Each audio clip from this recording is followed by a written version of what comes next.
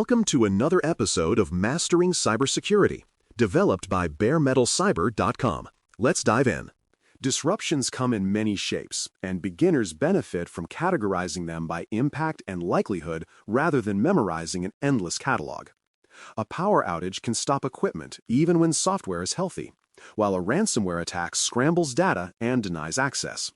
A cloud region outage can make services unreachable, while a building fire can physically displace teams and equipment. Unavailability of a key person can block decisions or specialized tasks that only one individual understands.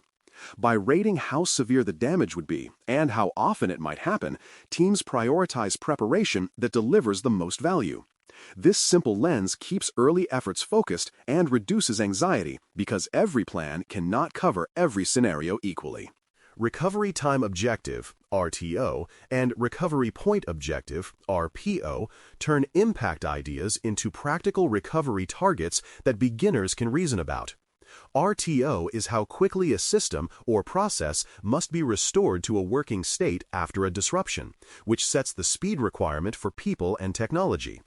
RPO is how much data loss, measured as time, the organization can accept, which sets the frequency and design of backups or replications. If a small web store chooses an RTO of 2 hours and an RPO of 15 minutes, that means operations should resume within 2 hours and no more than 15 minutes of recent orders are lost. These numbers come from the BIA and must be realistic for the budget and skills available. Clear targets prevent vague promises and enable honest trade-offs between cost, complexity, and resilience. Backup planning protects the RPO by creating trustworthy copies of important data that can be restored quickly and confidently. Beginners should decide what to back up first by aligning with the BIA, which prioritizes data that supports the most critical processes. Frequency matters because an aggressive RPO requires frequent snapshots or continuous replication, while a relaxed RPO can use daily backups with simple schedules. Retention policies decide how long copies are kept, which balances recovery needs against storage costs and privacy obligations. At least one off-site or cloud copy is essential so a local disaster does not destroy the only backups, which defeats the entire purpose. A plain rule of 3, copies on 2 media with one off-site location remains useful when written in clear terms and tested regularly. A written disaster recovery plan, DRP, turns strategy into step-by-step execution that a trained team can follow during stressful conditions. The DRP names roles and contacts with alternates because people may be unreachable when they are needed most. It describes how to obtain credentials, encryption keys, and multi-factor tokens securely, which prevents lockouts that stall technical work. Detailed restore procedures for priority systems include prerequisites, configuration notes, and validation steps, which reduce improvisation and mistakes. The plan documents escalation paths and decision thresholds so approvals and vendor calls happen without confusion or delay. Finally, the DRP is stored securely in more than one reachable place and protected from tampering, which ensures it remains available when the primary environment is down. A business continuity plan, BCP, extends beyond IT by describing how the organization continues serving customers and meeting obligations when technology or facilities are impaired. Alternate work locations can be as simple as an agreed co-working space or a partner office, which maintains a safe environment and reliable power. Manual workarounds allow priority tasks to proceed, such as taking orders on paper forms with clear instructions for later data entry. Supplier and shipping contingencies keep materials and deliveries moving by pre-arranging alternates with contact points and ordering methods. Customer communication templates explain what is happening and what to expect, which preserves trust and reduces confusion during service adjustments. When beginners combine these elements, continuity feels practical rather than theoretical or overly technical. Incident response, IR, crisis management, disaster recovery, and business continuity work best when roles and handoffs are defined before anything goes wrong. IR focuses on detecting, analyzing, and containing security events, while DR restores affected systems and data to their required state. A crisis management team, CMT, coordinates executive decisions, external communications, and legal considerations, which keeps the big picture aligned with facts on the ground. BC keeps operations moving through alternate methods and locations, which reduces harm while technical teams work. Decision records capture who chose what and why at specific times, which supports lessons learned and regulatory expectations. Consistent internal and external messaging avoids speculation and preserves credibility when information is incomplete or evolving. Testing reveals gaps safely and builds the muscle memory required for calm, effective recoveries under pressure. Tabletop walkthroughs bring people together to talk through a scenario step by step, which validates roles, contacts, and decision paths without touching production systems. Hands-on technical recovery drills practice restoring real systems from backups or replicas, which validates tools, playbooks, and permissions that often fail at inconvenient moments. Good tests are scripted with clear objectives, entry conditions, and success criteria, which makes results measurable and repeatable. Scheduling matters because infrequent tests grow stale and forgetfulness creeps in, while routine practice keeps skills sharp and plans current. Evidence from every exercise should be captured as artifacts, assignments, and dates to drive improvements that actually get completed. Measuring readiness turns practice into progress by making outcomes visible and understandable for non-technical leaders.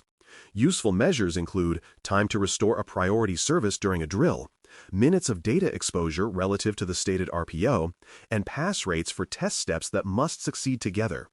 Action items closed after each exercise show whether learnings become improvements, which matters more than collecting colorful charts. A small set of key performance indicator, KPI, style measures works best when they are explained with plain language and concrete examples. Leaders should receive short, dated summaries that state what worked, what failed, and what will be improved by whom. When everyone understands the numbers and trends, budgets and priorities align naturally with real resilience goals. Plans remain alive only when people maintain them with the same discipline given to production systems and customer commitments. Contact lists change as staff join or leave, so owners should verify alternates and escalation paths on a regular schedule.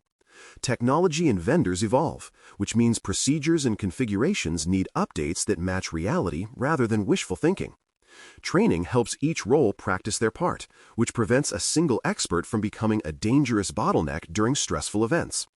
Light compliance alignment can help structure updates without jargon by keeping evidence like procedures, screenshots, and sign-offs organized by topic.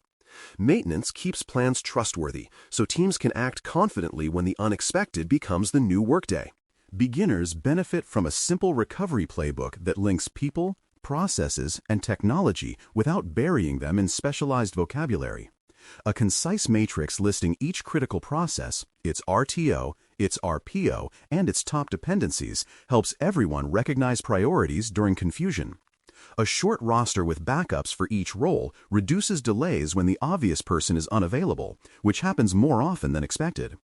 Password vault recovery and key escrow procedures should be tested and recorded, which prevents the ironic problem of being locked out of the tools needed for recovery. Vendor contact paths, contract numbers, and entitlements should be easy to find when minutes matter, which turns paper value into practical help. These small elements raise confidence while reinforcing safety and accountability across the entire organization.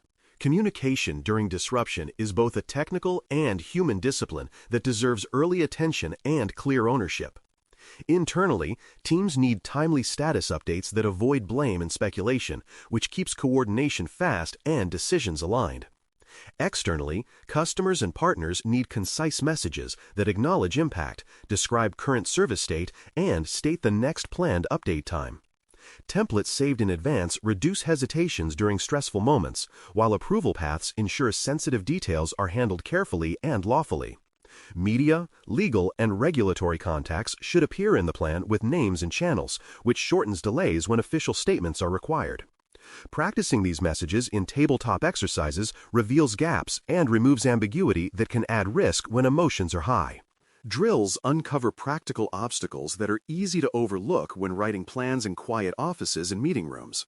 Teams learn whether backup operators have the permissions they actually need and whether recovery networks are reachable from the places people will be sitting. People discover that a step appears obvious on paper, but hides a dependency on a shut service, a missing license, or a single unavailable expert. Logistics, such as finding the hardware rack keys, locating a replacement cable, or accessing a cloud account after a password reset, can become critical blockers. Documenting each friction point and resolving it with specific owners builds trust that grows with every rehearsal. The cycle of test, fix, and retest turns theory into capability without waiting for a real emergency. Risk acceptance is a legitimate decision that should be made explicitly and documented responsibly rather than assumed and forgotten. Some services may not justify hot failover or continuous replication, which is acceptable when leaders understand the downtime and data loss implications. Clear records should state the chosen RTO and RPO, the rationale, and the date, which prevents confusion when memories fade or roles change. Periodic review gives teams a chance to revisit earlier choices as the business, technology, and threat landscape evolve. Transparent acceptance avoids the surprise of discovering unspoken expectations during a crisis, which is when disagreements do the most harm. Balanced decisions help resources flow to the truly critical services while keeping overall resilience strong and sustainable.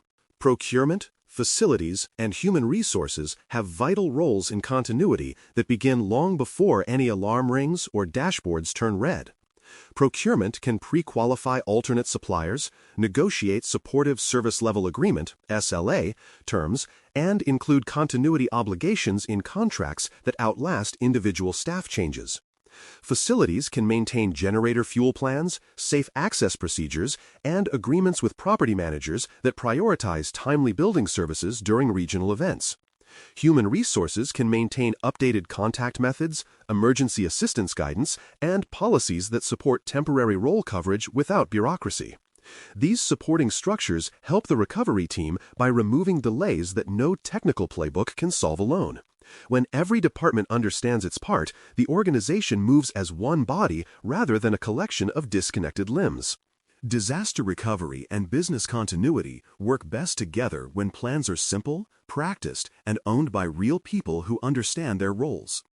The journey usually starts with identifying critical processes, choosing clear RTO and RPO targets, mapping dependencies, and writing short instructions that others can follow.